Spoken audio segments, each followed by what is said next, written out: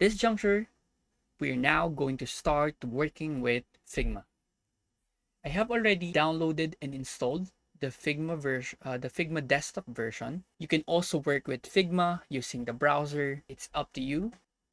I'm going to open it up, and this is the first dashboard that you're going to see. You have here different options. You have here the left bar, which you can star files, which means those are your favorite files. You also have your teams if you're working with a team, or if you're working in an enterprise, you're going to see your teams here.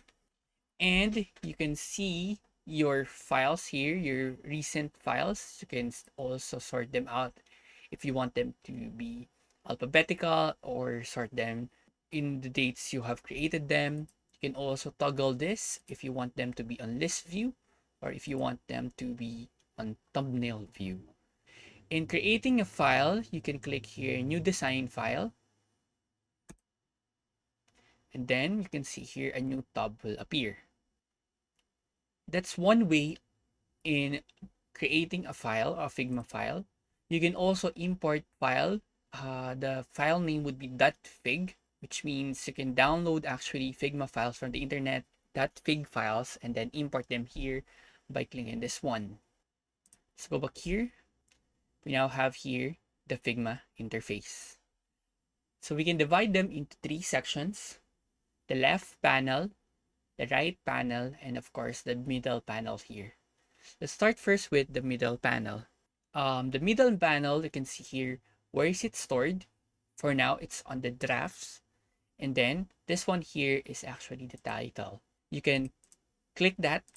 So you can change the title, for example, Figma trial, and that will be its file name as well.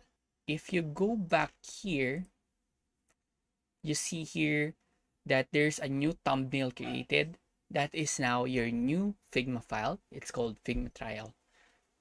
Going back to the tab, let's now discuss again the panels. Here on the left side, the left panel, we have here some menu items. If you click this one, the Figma icon, you can see some menu. We have the file, edit, view, and so on and so forth. So these are the typical menu panels. One thing that we want to give emphasis is, if you want to be able to save the file as a .fig file, you can go to File and then Save Local Copy.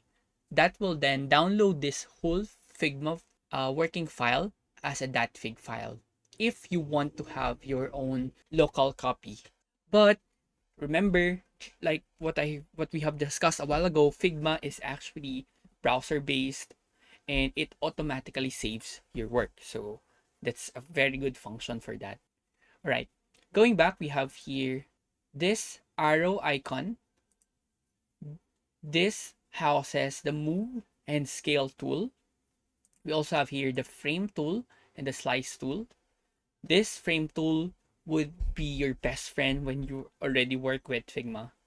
We also have here the shape tools. We have rectangle and so on and so forth. And remember, this is also where you're going to see the place image tool if you want to place an image here at your Figma file.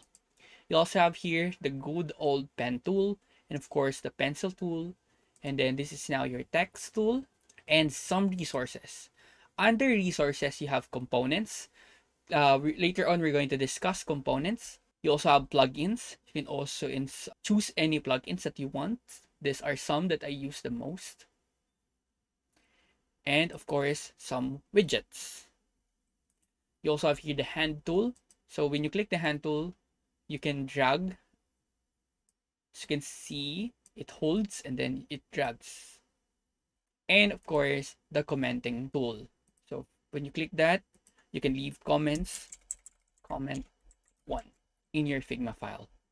Click send, and that's the comment is now sent. Then you click that, it will disappear, meaning it's resolved. Okay, so here we have here the search icon, whereas if you already have layers here, you can search any layer that you have created, or any, for example, images that's already here. You also have your assets, and of course the pages. So if you are on a free version, you can actually create up to 3 pages. So that's very handy if you want to work with very limited, or if you just want to explore Figma. So that's page 1.